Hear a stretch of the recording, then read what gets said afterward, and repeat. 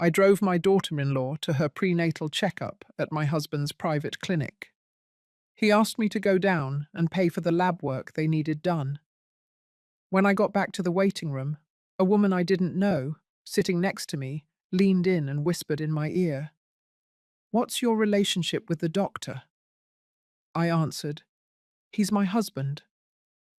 She frowned. "Are you sure the baby your daughter-in-law is expecting is really your grandson? I just heard her call him." But before I continue, check if you've subscribed to the channel and share in the comments where you're watching us from. We'd love to know how far our stories of retribution travel. The soft hum of the engine mixed with the classical music playing on the radio, but I barely paid attention to it. All my concentration was on my daughter-in-law, Sarah, sitting in the passenger seat. Sarah was gently stroking her belly, already slightly rounded. She frowned a little and turned to me, her voice a bit whiny. "Mum, I couldn't sleep again last night. I was nauseous the entire time. I feel exhausted. We're going straight to Dad's office later, right? I don't want to go to a big hospital." I was a little surprised. I had suggested a very well-known OB/GYN clinic in Manhattan, with a team of top-tier specialists and the most modern equipment, but she flat out refused. "Why, honey? Wouldn't it be better to go to a big hospital?" Sarah shook her head, leaning back in the seat, her voice full of absolute confidence. "I trust Dad more, Mum. Family is more reliable. He'll take care of the baby better than anyone." What she said made sense. After all, family always inspires more confidence. I didn't think about it anymore and drove toward Dr. Roberts' private practice, my husband. The waiting room was quite full. There were children crying loudly, the morning news blaring on the television, and adults talking in low voices, and that familiar smell of disinfectant, the same one that had reminded me of Robert for the last 40 years. Just then, the office door opened. Robert stepped out in his pristine white coat, looking as composed and dependable as ever. He didn't smile, but for some reason I felt his smile wasn't entirely natural, a little forced. His gaze landed on me for an instant, then it centered on Sarah. "How are you feeling?" He took her arm gently, speaking to her with uncommon tenderness. He asked her in detail about her health, her nausea, her diet, but he barely looked me in the eyes, not even for a second. His attention to my daughter-in-law comforted me, but his way of avoiding my gaze left me with a strange feeling of emptiness. Suddenly he turned to me and handed me his leather wallet. "Mary, can you go down to reception to pay for the girls' tests? Use my card." "Of course." I nodded, took the wallet, and felt a little sad that I hadn't had time to talk to him more. He was already rushing Sarah into the office. When I returned after making the payment, the dark wooden door was already closed. Sarah had gone in with Robert. I sighed and looked for an empty place to sit and wait. The only chair left was next to a young pregnant woman who looked pale and exhausted. While I was waiting, distracted, she dropped a magazine to the floor. I bent down reflexively to pick it up for her. She looked up. She smiled to thank me. That smile took away some of the tiredness on her face, and we started chatting. She introduced herself as Lucy Ortega. We talked about how hot the New York day was and the boring cooking show on TV. Lucy was a very nice girl. "Are you here for a consultation too?" she asked. I let out a laugh full of pride and joy. "No, I came to accompany my daughter-in-law. I'm going to be a grandmother soon." Hearing that, Lucy suddenly fell silent. Her smile completely disappeared. Her gaze fixed on the closed office door where my husband and daughter-in-law were. Her expression became complicated, a mix of doubt and compassion. That sudden change in the girl disconcerted me. Then, suddenly, she leaned toward me. She lowered her voice to almost a whisper. covering her mouth with her hand, as if afraid some invisible force might hear us. "Dr. Robert, what is he to you, and the woman who was sitting with you?" Her voice was trembling slightly, hurried. The girl's unusual curiosity surprised me, but I still answered politely. "Oh, he's my husband, and the girl is my daughter-in-law." Lucy furrowed her thin eyebrows. She looked around as if to make sure no one was paying attention. Then she leaned in toward my ear again.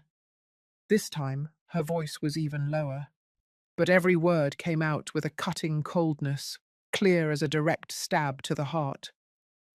"Are you sure the baby she's carrying is really your grandson?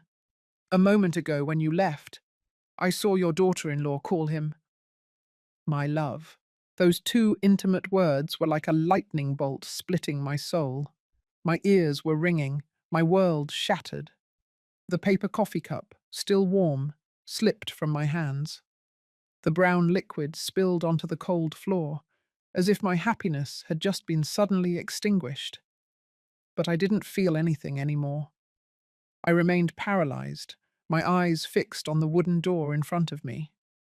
In the middle of the daze, memories began to rush back, without any order, like old broken films projecting hastily in my mind. I saw myself, Mary Ellen Castillo, a retired literature teacher, a woman who had lived among books and the small garden behind her Connecticut home. My life had been like a quiet novel, with perfectly ordered chapters, an exemplary husband, a loving son, and a peaceful future awaiting the first grandchild.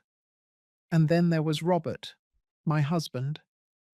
Not the Robert in the white coat with the forced smile from a moment ago, but the Robert of the last 40 years. The man the whole neighborhood respected for his calmness, his uprightness, and his dedication. I would see him in his study every night, with the warm light illuminating his already graying hair, his glasses slipping down his nose as he read those thick medical books, concentrating. That image, as familiar and solid as a lighthouse, had been a symbol of absolute peace in my heart. A man like that, how could he?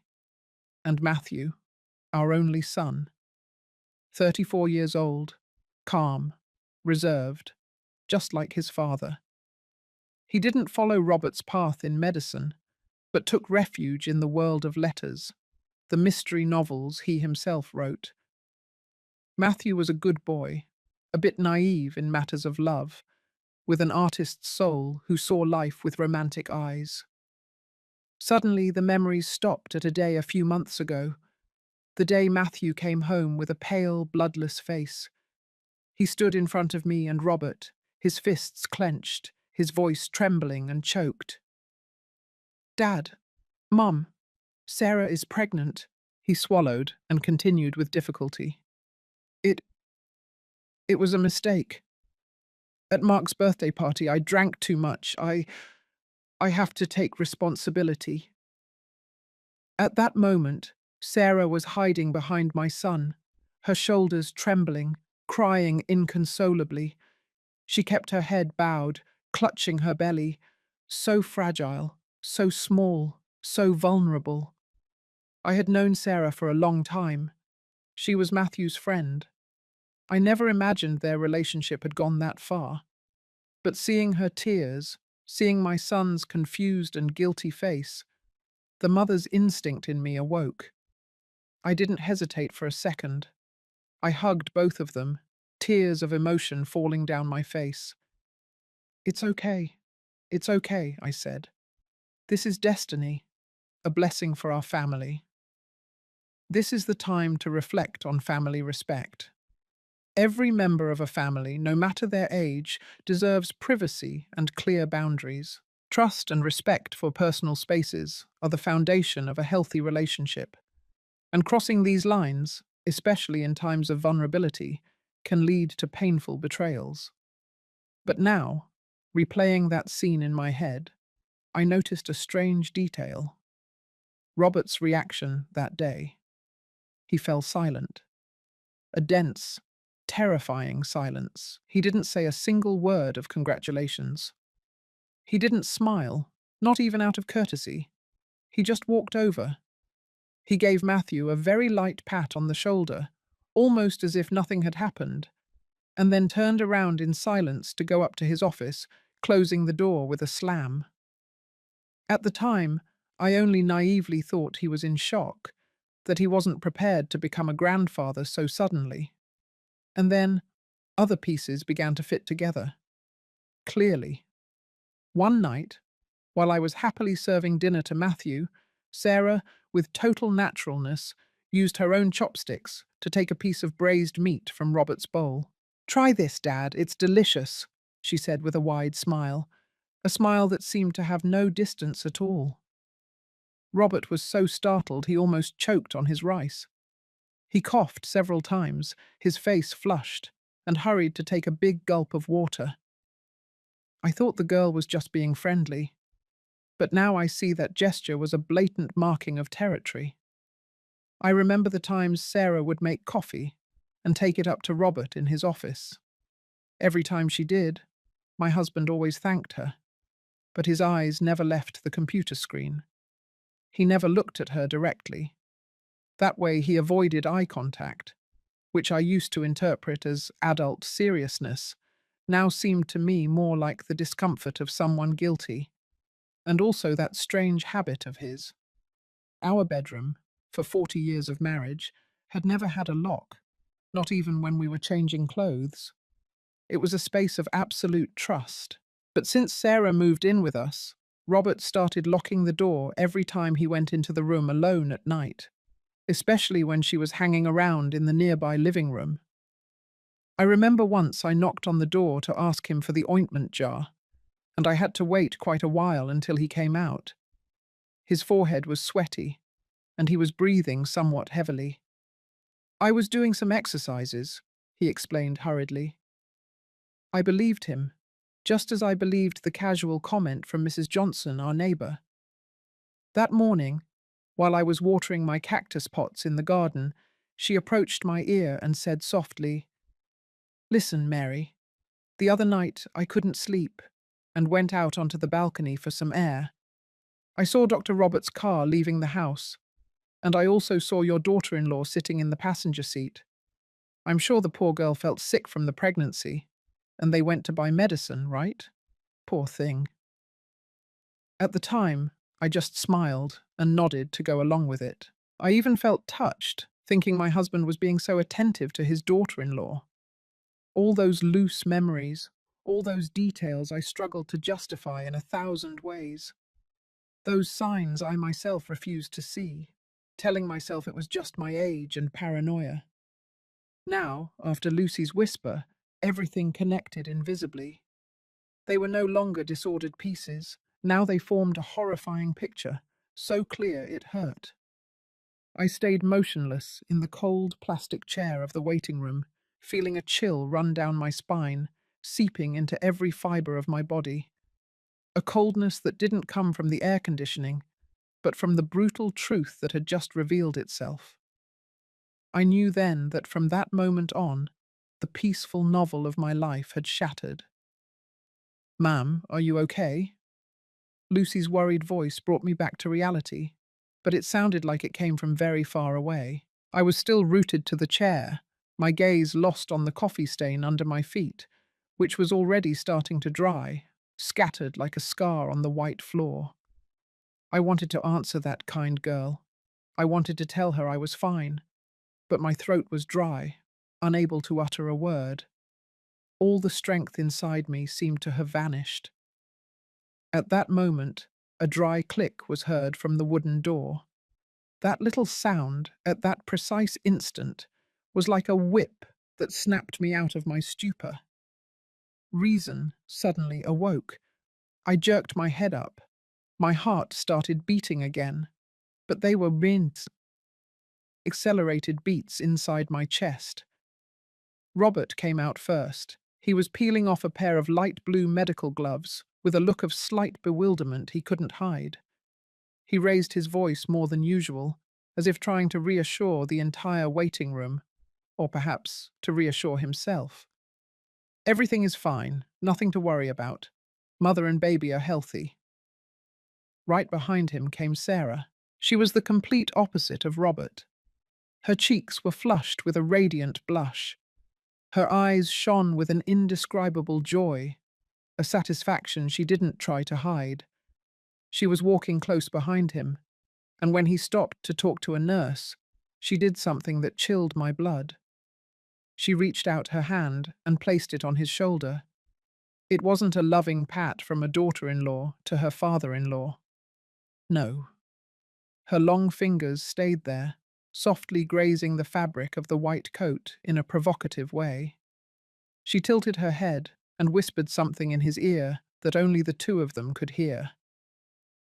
I couldn't hear, but I clearly saw how Robert tensed instantly. His shoulders trembled slightly. Right at that moment, his gaze met mine. He jumped as if he'd been electrocuted. His bewilderment turned into panic. He nervously cleared his throat and discreetly moved aside, pulling Sarah's hand off his shoulder with a disguised but firm gesture. It was then that Sarah saw me. That girl was a formidable actress. In a blink, the tenderness and complicity she showed Robert disappeared, and in its place appeared the face of an attentive and affectionate daughter-in-law. She ran toward me with a sweet voice. "Mum, did you wait long? Sorry." Dad checked the little grandson very carefully. The words, "Dad's little grandson," she emphasized them as if she were sticking a needle in my ear. I didn't say anything. I couldn't say anything. I only stared intently at Robert, with a cold gaze demanding an explanation. My husband, the man I had been married to for 40 years, for the first time in his life, didn't dare to look me in the eyes. He avoided my gaze and hurriedly focused on some papers in a folder. His voice sounded monotonous, fake, and pathetic. "Here is the ultrasound result. Don't forget to take the vitamins I prescribed." Sarah took the black and white image with obvious joy and showed it to me as if it were a trophy. "Look, Mum.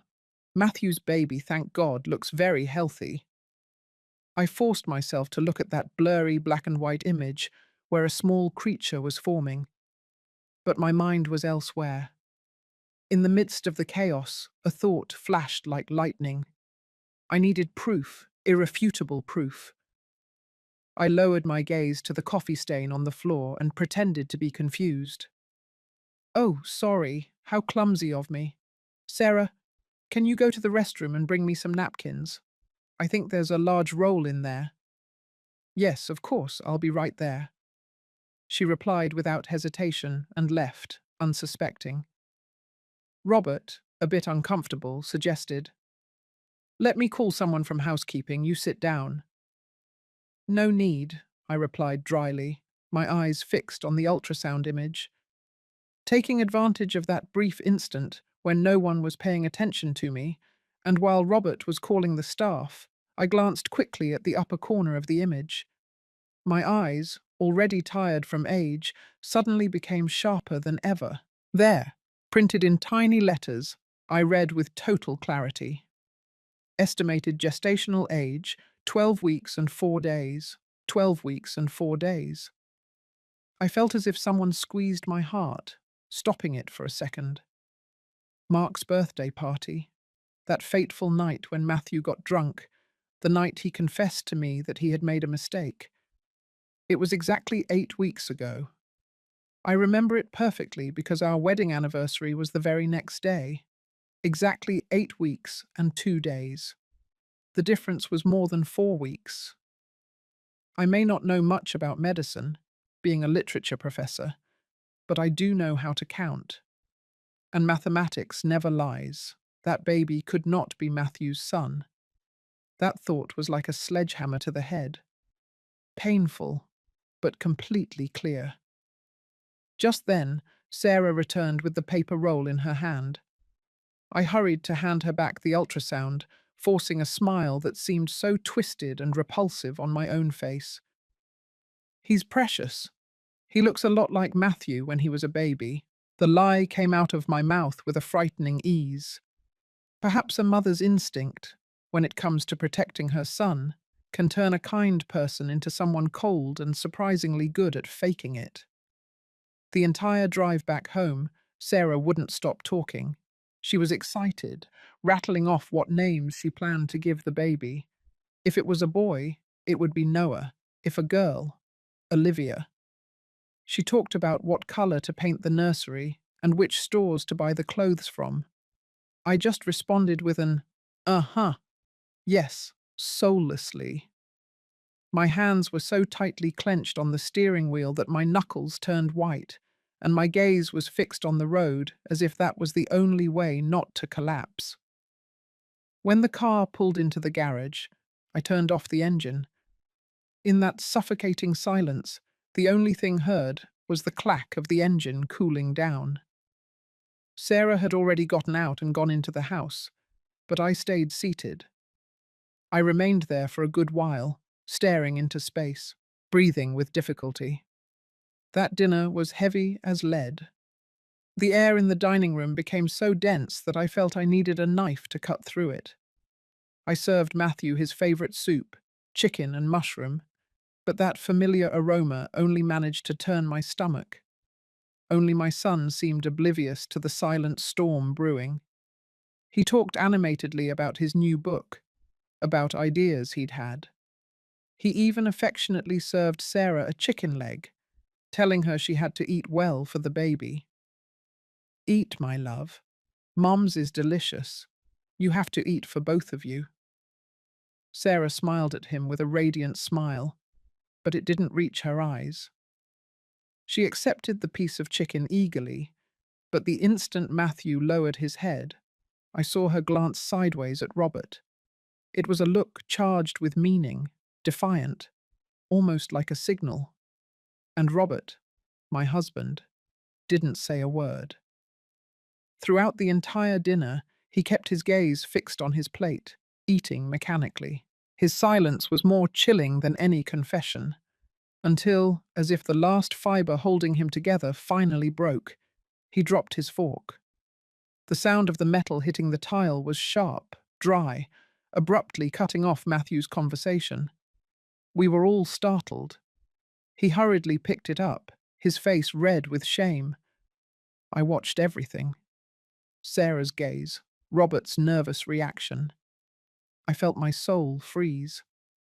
That dinner was no longer a family meal. It was a silent trial, and I was the only judge who knew the crime. When we finished, Matthew kissed his wife on the forehead and went to his study to continue writing in his world of words. Sarah yawned, said she was tired and wanted to shower early. When I heard the water running in the bathroom, I knew the moment had arrived. I entered the room we shared slowly. Robert was standing with his back to me, next to the window. He had it wide open, and a thin cloud of smoke drifted out into the night. He was smoking, a habit he had quit more than 20 years ago, the day Matthew graduated from college. His taking it up again now could only mean one thing. His conscience was a mess. I didn't beat around the bush. I didn't have the patience for that. I walked over to the dresser and set my cell phone down on the surface. The screen was still on. The image I had secretly taken of the ultrasound clearly appeared. 12 weeks and 4 days, I said. My voice sounded terrifyingly calm, without a single tremor, as if I were reading the weather forecast. Mark's birthday party was just 8 weeks ago. Explain it to me, Robert. Robert jumped. The cigarette in his hand fell onto the Persian rug, scattering small, glowing embers. He hurried to step on them to put them out, clumsy like a child caught doing something wrong. Maybe the ultrasound had a margin of error. You know, medicine sometimes, he stammered, not daring to look at me. Don't lie to me, I interrupted him, my voice still even, but now tinged with deadly cold. You are a doctor. You know better than anyone that a 4-week margin of error is absurd. Tell me the truth, Robert. That baby is not Matthew's, is it? Silence took over the room. Robert stopped trying to justify it. He lowered his head, and his wide shoulders slumped as if an invisible weight had been lifted from him. Finally, he nodded slowly, a nod that confessed everything. He let out a deep, melancholic sigh and dropped onto the edge of the bed, burying his hands in his now grey hair. And then he started talking. A story prepared beforehand, a script precisely calculated to lessen his guilt. "I know," he said, his voice rough. "Sarah confessed it to me. She told me she had made a mistake with another man before. But that guy was a jerk. He abandoned her as soon as he found out she was pregnant. She was too scared, too desperate, and that's why she clung to Matthew like a lifeline. I didn't have the courage to tell the truth. Think about it. How could I break the boy's heart? I just wanted to protect my family, Mary." He looked at me, his eyes full of pleading, soaked in tears. He was trying to play the role of a devoted father, a virtuous husband who single-handedly carried the weight of a terrible secret to preserve the peace of his loved ones. But I was no longer the naive Mary of yesterday. I looked him straight in the eyes, without the slightest hesitation. Protect the family or protect yourself. Robert, today at the office I heard it. I saw it. A young girl sitting next to me heard my daughter-in-law call my husband my love. Those two words, my love, were like a silver bullet that completely knocked down the fragile wall of lies he had worked so hard to build. Robert's face turned white as a sheet. His lips moved, but he couldn't utter a sound. All attempts to pretend, all the dignity of a respectable doctor disappeared. His shoulders completely slumped. And then he cried. They weren't tears of remorse, but choked, desperate sobs of an older man whose every lie had been exposed. The most horrible, most repulsive truth finally came out between the sobs. He confessed everything. The clandestine relationship began with Sarah's visits to the house, supposedly to see Matthew, but the real target was him. The weakness of an older man before the calculated admiration and seduction of a young woman. He recounted that he had tried to end it, but that Sarah had threatened him using the baby, saying it was his, and that if he rejected her, she would reveal everything and destroy his 40-year reputation. But the most appalling thing, the one that turned my stomach with disgust, was still to come. He admitted that he himself had been complicit in Sarah's plan. That night of the birthday party, it was he who called, pretending concern, to convince Matthew to drink a few more drinks. And then, it was he who dragged his own son, completely drunk and unconscious, to the room where Sarah was already waiting for him. "But I swear to you, Mary," he sobbed, crawling to my feet. "The boy was deeply asleep. He couldn't do anything to anyone. I just wanted to create a false scene. I swear to God." He knelt on the floor, clinging to my legs, begging for forgiveness. He cried with snot and tears, all mixed together. But at that moment, I only felt a shiver running through my body. A repulsion rose in my chest. Calmly but firmly, I pulled his hands away and took a step back, marking a distance impossible to erase. The importance of protecting oneself and speaking the truth cannot be overstated. Even when facing a powerful figure or a painful situation, silence only allows deceit to grow. Finding the courage to expose lies and betrayal, even from family, is essential for self-respect and the preservation of one's sanity and dignity. The next morning, I woke up even before the alarm clock rang. In reality, I hadn't slept a wink. I spent the whole night lying down, with my back to Robert, listening to every one of his breaths. That sound, which for 40 years was the melody that lulled me to sleep, now felt unbearable, false. Every time he inhaled, I felt the air in the room become dirty. Every time he exhaled, I felt disgusted. But when dawn broke, I still got up silently. I put on the role of wife and mother-in-law, just like every day. I went down to the kitchen to prepare breakfast. I fried eggs, made coffee, and cut the watermelon into perfect little cubes. The aroma of Arabica coffee filled the house, that smell I used to love. But this morning it only left my throat bitter and my stomach churning. Robert came down, his eyes swollen and red from lack of sleep, or perhaps from crying.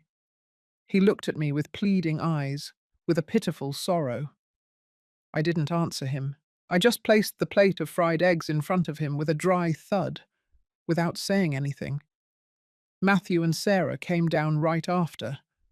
My son still had the weary look of a writer who works late, but Sarah was the opposite, fresh as a newly opened flower.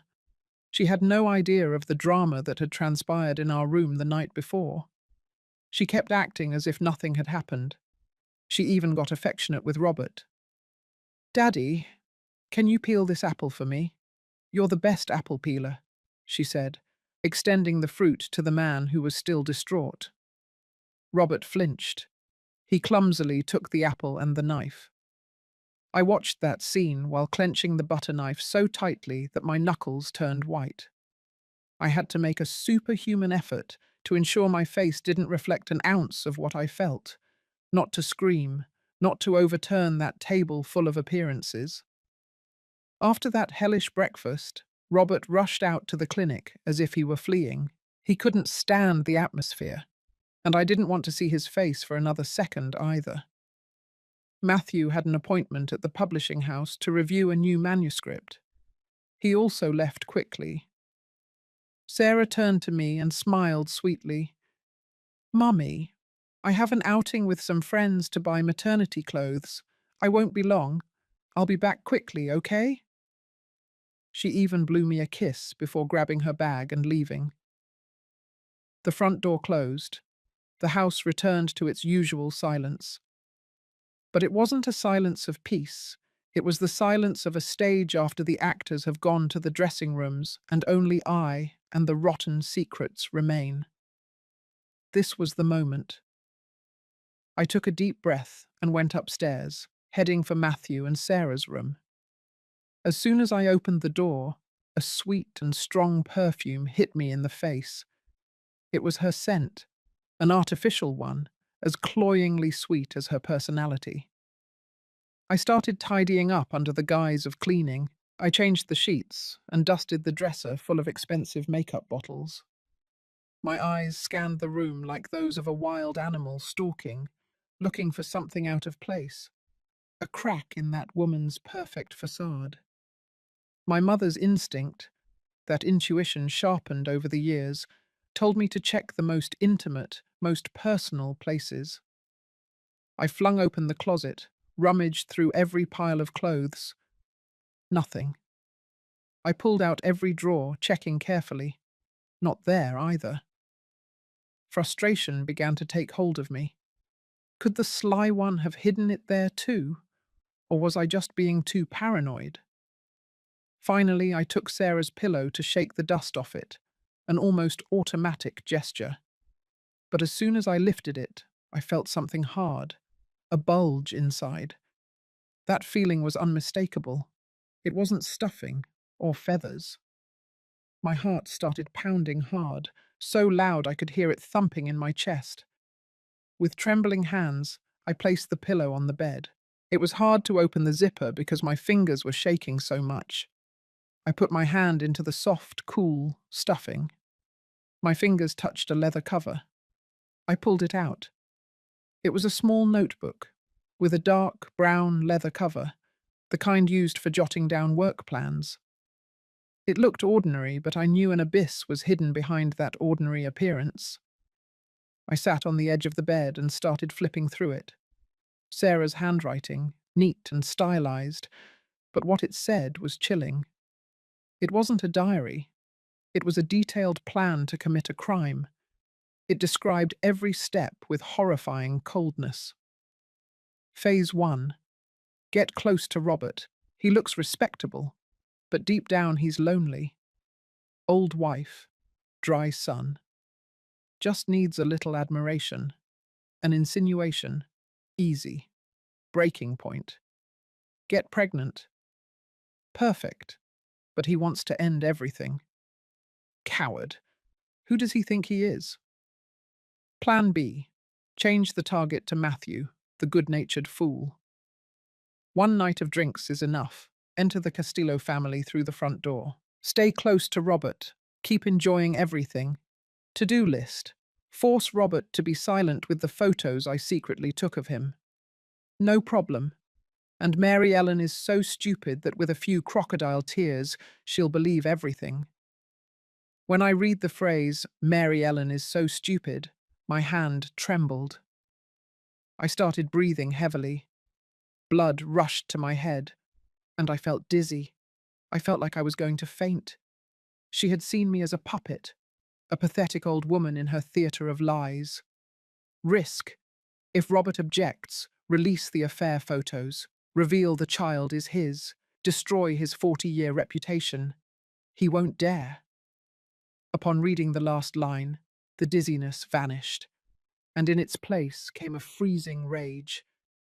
But reason held me up. I couldn't fall apart now. I took a deep breath, trying to calm my racing heart. I pulled out my cell phone. It was still trembling in my hands, but I forced myself to stay steady. With extreme care, I photographed every page, every word, with the greatest possible clarity. Every click was another mark in the memory of that woman's cruelty. When I was sure I had everything saved, I put the notebook back into the pillow stuffing. I zipped it up and smoothed it out, as if nothing had happened. I got up and left the room. I had what I needed now. It wasn't just evidence, it was my weapon. Kindness and patience are valuable virtues, but they must be balanced with self-preservation and proper behavior. Allowing oneself to be manipulated out of kindness is not strength. True strength lies in discerning genuine need from calculated exploitation and acting with integrity to protect loved ones from deceit. I remained motionless on the living room sofa all that afternoon. That comfortable sofa Robert had given me on our 30th anniversary. But today, even its softness couldn't calm the storm raging inside me. I stared intently at the photos on my phone. Those pretty letters filled with Sarah's poison. Her plan was too perfect, too cruel. She had calculated every step. She had considered all the risks. She knew the weaknesses of every member of this family. I knew that just that notebook wasn't enough. She was too cunning. If I showed it, she would cry. She would scream that I was slandering her, that I hated her because she was going to give the Castillos a grandchild. She would say I invented everything to separate her from her husband, that Robert invented it not to recognize his own child. In a war of tears and lies, an old woman like me might not win. No, I needed a definitive weapon, a cold, scientific truth, a truth that no one could deny or distort. I needed a DNA test. Immediately, a name popped into my mind. Jessica. Jessica was the nurse assistant at Robert's clinic. She wasn't just an employee, but someone I considered a niece. I picked up the phone. I looked for her number. With trembling fingers, I pressed the call button. "Hello, Aunt Mary?" Jessica's voice sounded clear and cheerful on the other end of the line. I tried to keep my voice as calm as possible. "Jessica, it's me. Are you about to leave work? I have a personal matter I need to ask you about. Could you meet me for a while at the coffee shop on the corner?" "Of course. I'll be leaving in about 15 minutes. I'll head over there." I hung up and let out a long sigh. The coffee shop on the corner was in a discreet spot, hidden behind a bougainvillea vine, quiet and reserved enough for an important conversation. Jessica arrived, with her usual radiant smile and playful braid. As soon as she sat down, she started asking me how I felt about my daughter-in-law Sarah and the baby preparations. Seeing the innocence and purity on her face, I felt something break inside me. I was about to drag a good soul into my family's mire. I didn't beat around the bush. I reached out, took her small hand, and squeezed it gently. My voice sounded serious, weighty. Jessica, first of all, I owe you an apology, because what I'm about to ask goes against your professional principles, but I have no one else to trust. Jessica's eyes showed surprise and concern. I looked at her intently and began to tell her. I didn't mention the terrible thing about Robert.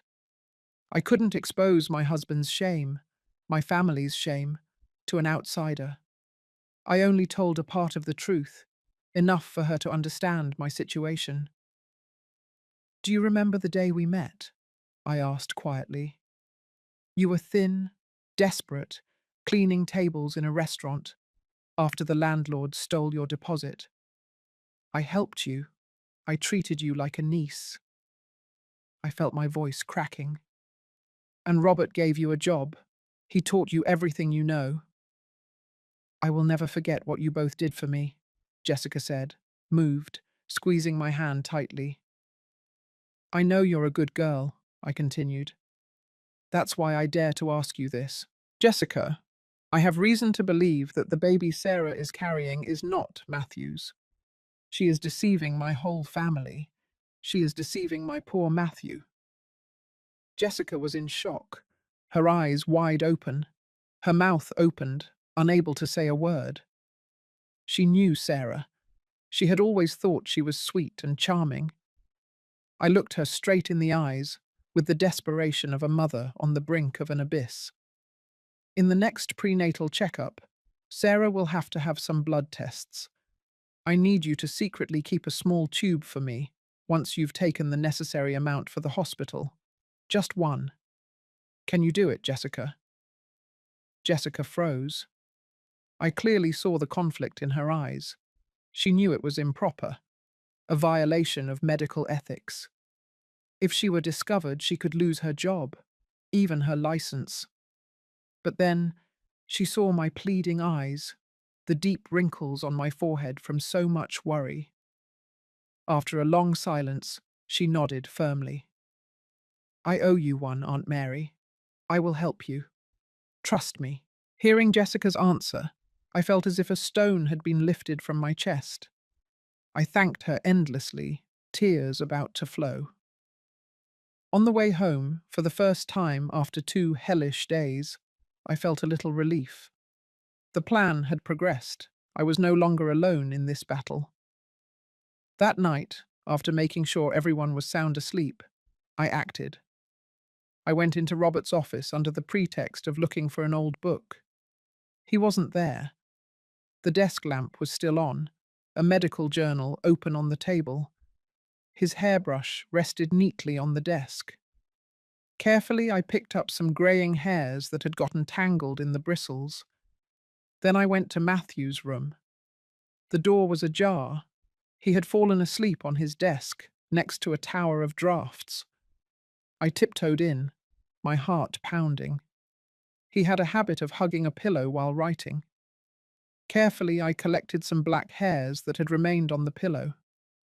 I returned to my room and stored each hair sample in 2 separate zip bags I had already prepared. I took a marker and clearly wrote on each bag, Robert and Matthew. I hid them in the bottom of my underwear drawer, the safest place. Everything was ready now. The bait was set, the trap laid. All that remained was to wait.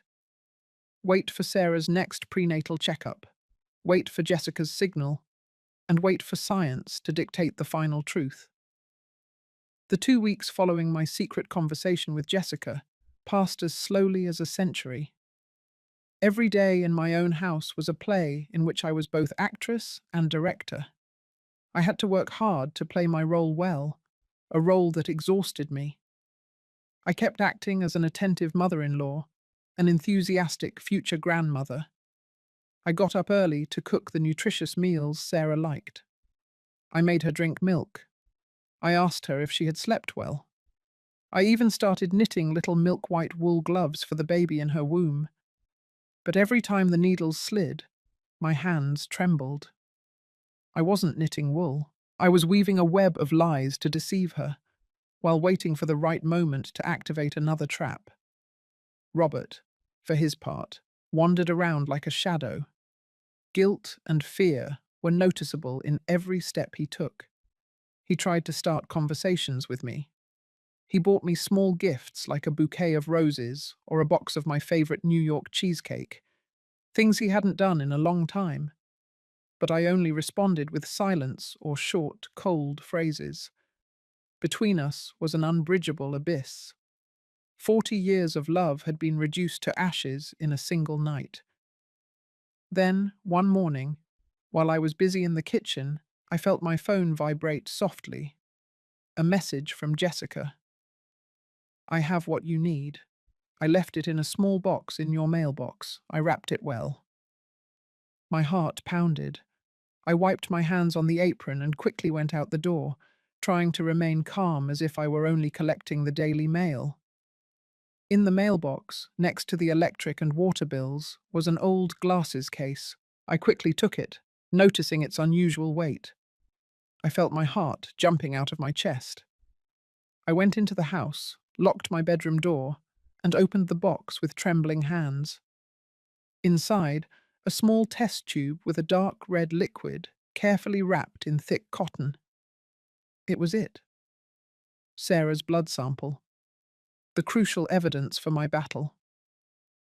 I knew I couldn't take it to a New York laboratory. Robert was a well-known doctor. He had contacts in the field. One small mistake was enough for him to discover it, and my whole plan would fall apart. I decided to go further. The next morning, I told the family I wanted to visit Mrs. Thompson, an old friend who lived in Philadelphia, a 4-hour drive away. No one suspected anything. I drove the car, but my mind was not at peace. In the passenger seat, inside my purse, were 3 biological samples, carefully wrapped in a small refrigerated box.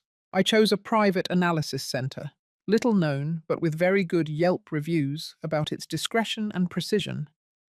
I walked in, trying to look calm. I used a false name, Mrs. Rose Miller, to register for the non-invasive prenatal DNA testing service. The advisor asked me about the relationship I needed to verify. I felt my throat close up, but I forced myself to lie. "I want to confirm the paternity of my grandchild," I said in a hoarse voice. "I'm torn between my son-in-law and another man." A bitter lie, because that other man was my own husband. I paid for everything in cash to leave no trace, and requested that the results be sent only to my personal email. Those 10 days were the longest of my life. I couldn't eat or sleep. Every time the email alert sounded, my heart skipped a beat. And then it arrived. That afternoon, while I was watering some cactus pots in the garden trying to find some peace, I felt my cell phone vibrate in my pocket. I took it out, and my heart almost stopped when I read the subject on the screen. Genetic analysis result. File 734B. My hands were soaked in sweat, full of dirt. I hurriedly dropped the watering can and ran into the house. I sat at the dining room table and turned on the laptop. With trembling fingers, I got the password wrong twice. Finally, I managed to log into the email. My heart was beating like a trapped bird trying to break out of my chest. I clicked on the attached PDF file. A table appeared with complex scientific terms, numbers, and graphs that I didn't understand. I didn't care. I slid the cursor straight to the conclusion. The first line said that the fetal sample compared to the alleged father 1, registered name Matthew Miller, 0% compatibility. Biological relationship ruled out. I already expected that result. It only confirmed what I already knew, but it was the next line that made me lose my balance. The second line said that the fetal sample compared to the alleged father too, registered name, Robert Miller, 0% compatibility, biological relationship ruled out. I had to read that sentence 3 times, rub my eyes, and read it again to make sure I wasn't mistaken. No, it couldn't be. 0%. It wasn't Robert's son. My whole world turned upside down again. All my assumptions, my fury, my plans were built on one basis. The baby was Robert's. But now, that foundation had collapsed. Sarah. That girl not only deceived my son, she also deceived my husband. She had staged a play with lies within lies. She was pregnant with a third man, someone completely unknown, and she used that pregnancy to manipulate the men of the Castillo family, pushing them into a disgusting tragedy, turning them into puppets in her hands. Suddenly I laughed. A dry, bitter, deranged laugh broke the silence of the kitchen. I laughed at my son's stupidity. I laughed at my husband's weakness and guilt. And I laughed at myself for having been on the verge of falling into the trap of that fox disguised as a lamb. She had planned everything, every detail, every step, except for one thing. Science doesn't lie. I had everything I needed now. Not just one, but a chain of irrefutable proofs. It was time to bring down the curtain on this farce. I chose the moment with precision, like a director preparing the last scene. I knew Matthew had an important meeting with a publisher to sign a contract tonight, and he would return very late. Robert had his monthly meeting at the Medical Research Club, an appointment he never missed. This scenario would be just for me and Sarah. 2 women, face to face. I waited until we were alone in the big house, until the sound of Robert's car faded at the end of the street. I prepared a teapot of chamomile tea. The soft aroma helped me maintain the necessary calm. Then I called Sarah down to the living room. "Sarah, come down for a moment. I want to talk to you about decorating the baby's room." A while later, she came down with a glass of warm milk in her hand. She still had that same face, with that innocent and pure expression, like an angel who hasn't touched the dirt of the world. That face that had deceived us all. She sat on the sofa across from me and started talking excitedly about her ideas. "I think we should paint the room mint green, Mom. That colour is good for the baby's eyesight. And the crib, I saw a beautiful restoration hardware European-style oak one online." I let her talk. I patiently listened to all those plans, those pink dreams she imagined for the child's future. I wanted her to lose herself one last time in her own illusion. When she finished talking, I didn't say anything. In silence, I began to place everything on the glass table, one by one, making small clacks in the tense atmosphere. First was my cell phone. The screen was on, clearly showing the photo of a page from the leather notebook, her diary of sins. The phrase, "Mary Ellen is so stupid," seemed to stare her right in the face. Sarah's face changed a little. The smile slowly faded, replaced by slight confusion. Next, I placed the ultrasound sheet next to it, indicating 12 weeks and 4 days of gestation. It was then that Sarah began to gasp. Her eyes fixed on the numbers. The glass of milk trembled in her hand, forming small ripples in the white liquid. And finally, I pulled out my definitive weapon, the NIPT test result, which I had carefully printed. With a red marker, I circled the 2 conclusions: 0% compatibility with both Matthew and Robert. Then I slowly pushed the paper toward her firmly. Sarah looked at it. Her eyes opened wide. The panic was evident. She couldn't pretend anymore. Crash! The glass of milk fell from her weak hand, spilling onto the expensive Persian rug. The milk spread like a dirty white stain. You… you were spying on me? Her voice broke, trembling, but the fear only lasted a few seconds. Realizing she couldn't act anymore, her true face came to light. Shamelessness replaced fear. Suddenly she burst out laughing, a high-pitched, mocking laugh. Very well. Since you know everything, I don't have to keep hiding. She looked at me with hatred, her eyes now without a trace of innocence. Yes, the baby is not your stupid son's. It's your husband's, Robert's. She stood up abruptly. Her body was shaking with rage, and she pointed a finger at me. Her voice was full of defiance, like a cornered beast. And what are you going to do now? Tell Matthew that his father slept with his wife? Tell the whole world about the Castillo family scandal? Let's see who ends up more humiliated. Let's see how your perfect family shatters into pieces. I remained seated, my back straight, my hands on the armrests. I looked at her, not with rage, but with pity. I slowly sipped some chamomile tea. The comforting warmth helped me maintain an extraordinary calm. Robert already confessed everything to me a while ago, Sarah, I said with a serene voice. He told me everything, without omitting a single detail.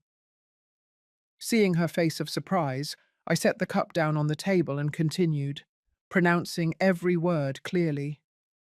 But there is something very important, that perhaps you yourself don't know, or that perhaps you decided to forget. I looked her straight in the eyes, which were beginning to tremble. You should look at the analysis result again. Look closely. This baby is not Robert's either. I paused briefly, letting every word sink deep into her agitated mind. Perhaps, while planning to deceive both the father and the son, you forgot who else you had slept with. Dedicate your time to finding the true father of your child. My sentence fell like a final hammer, pitilessly, directly onto her skull. Sarah's arrogant and brazen expression crumbled. The hardness disappeared, leaving only absolute confusion. She froze and then slumped onto the sofa like a puppet whose strings had been cut. Her eyes remained fixed, lifeless, on the milk stain that was starting to soak into the rug. A white and empty stain. After that heated confrontation, Sarah dragged herself to her room like a lost soul. There was no longer any arrogance or defiance in her, only the twisted silhouette of a loser. I didn't say another word. I wasn't going to waste another breath on that woman. I simply went to the kitchen, grabbed a rag and a bucket of water, and knelt down to clean the milk off the floor. That dirty white stain, like a stain on my family's history, had to be erased by myself. The house was eerily silent. I prepared another pot of chamomile tea, sat in the living room under the faint yellow light, and waited. I had to wait for my son. I knew it had to be me who spoke to Matthew. I couldn't allow him to hear this painful truth from anyone else, much less from Sarah's poisonous mouth or Robert's late repentance. Almost at midnight, I heard the familiar engine pulling into the garage. Robert had returned. He walked into the house and saw me sitting alone in the darkness. My expression was cold and firm. He understood. Looking into my eyes, he knew everything had come to an end. "Did you talk to her?" he asked in a low voice, filled with weariness and fear. I didn't answer. I just nodded my head.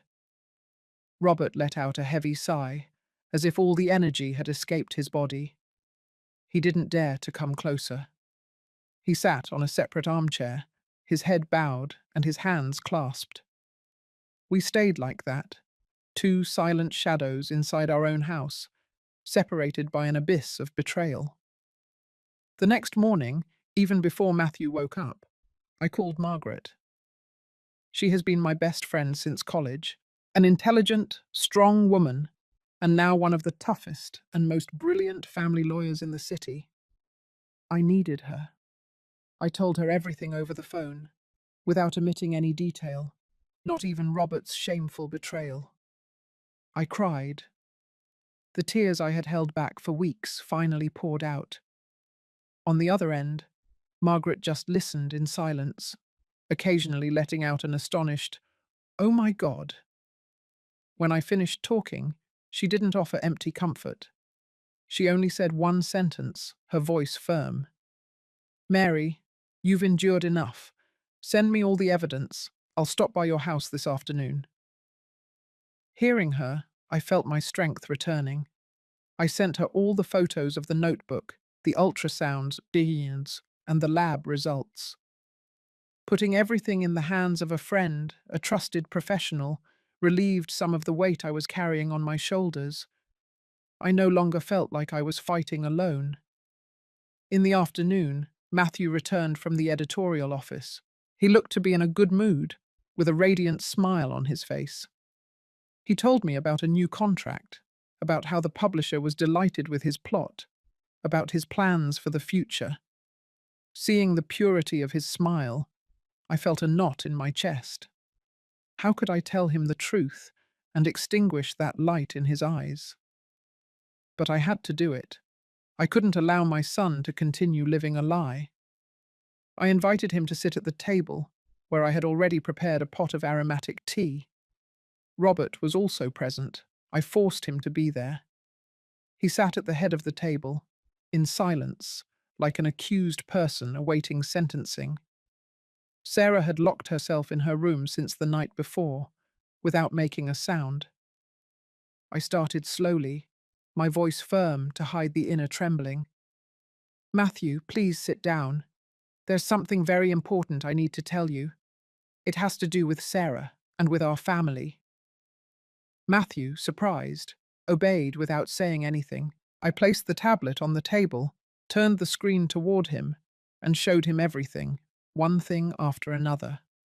First, the photo of the notebook, then the ultrasound, and finally the DNA test. I told him the whole journey I took, from the whisper of a young woman named Lucy at the clinic, the suspicions that arose, Robert's confession, intentionally omitting the part where he admitted to helping get our son drunk. I didn't want to hurt him more, to the confrontation with Sarah last night. Matthew listened attentively. His face reflected a painful sequence of emotions. From surprise, he moved to confusion, then to shock. The smile had disappeared long ago. When he saw the DNA result with those two words underlined in red, 0% compatible, his eyes clouded over. The truth fell like a tsunami, sweeping away the dream world he had lived in. He didn't scream, nor break anything. He remained still, his eyes wide, staring into space, as if his soul had escaped his body. Suddenly he dropped his head onto the table. His shoulders began to tremble. He fell to the floor. He held his head with both hands and wept. He wept a heartbreaking, broken cry, full of desperation. It wasn't the cry of a child. It was the sound of a world collapsing. It was the first time I had seen my son cry like that since he was a child and fell off his bicycle, hurting his knee.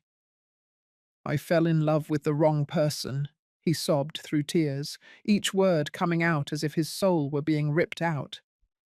"I trusted her. I was so stupid, so stupid." His pain was like 1,000 needles sticking into my chest. I knelt beside him. I hugged him tightly while his back trembled. Robert tried to approach, but I raised my hand in a silent but firm gesture that stopped him. At that moment, my son didn't need him. At that moment, only I could be by his side.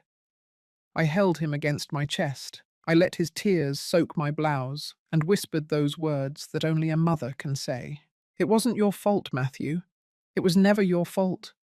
The fault lies with those who knew you were a good person and took advantage of it." The next day, Margaret arrived at the house, not as a friend to comfort, but as a sharp lawyer, with legal documents in hand. She didn't use flowery words. She simply placed the file on the table. Matthew, after a sleepless night, came out of his room. His eyes were still swollen and red, but there was no longer desperation in his gaze, only a cold determination.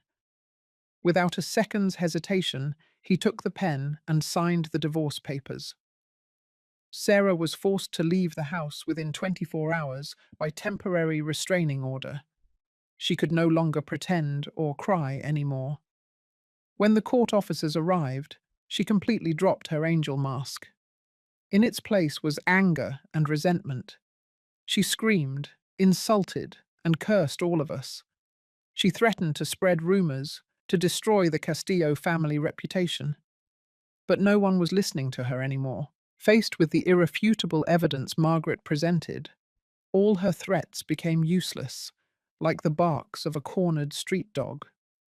Then, Margaret, on behalf of my family, filed a lawsuit against Sarah for fraud, with the aim of appropriating assets through marriage, in addition to threats and defamation. The trial was quick. With the notebook, the DNA results, and Robert's testimony, Sarah had no chance to defend herself. She was sentenced to 2 years of probation and prohibited from approaching any member of the Castillo family for 5 years.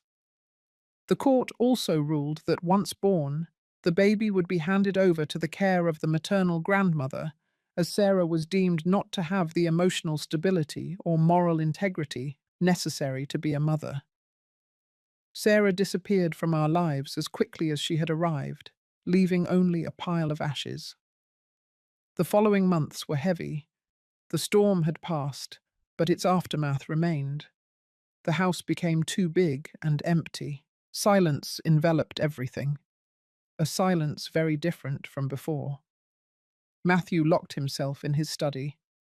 I only heard the sound of the keys, day and night, as if writing frantically was his way of escaping reality. I knew he wasn't just writing. He was fighting a battle against his own demons. The relationship between Robert and me became a frozen field. We still shared the same bed, but there was an invisible emptiness between us. We didn't talk. His betrayal, especially the fact of mercilessly pushing his own son into a trap, was too deep a wound. I didn't know if I could ever forgive him. I didn't know if a broken house could be rebuilt. One night, while I was sitting alone on the porch, Robert Soljub brought me a cup of hot chamomile tea. He didn't sit in the chair next to me as he used to. He just stood a certain distance away.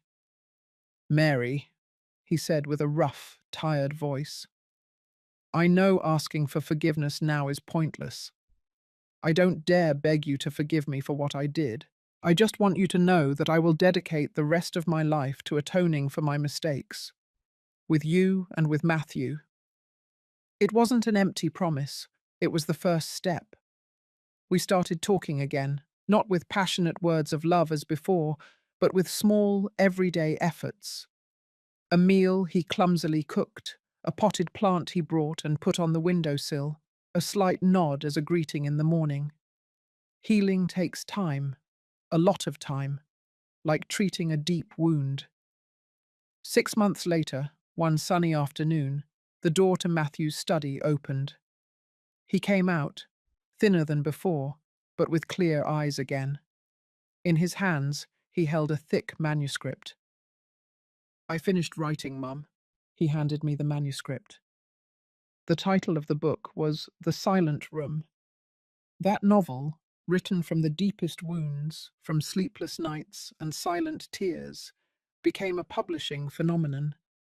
It wasn't just a gripping mystery story, but also a profound psychological work about trust, betrayal, and the healing power of truth.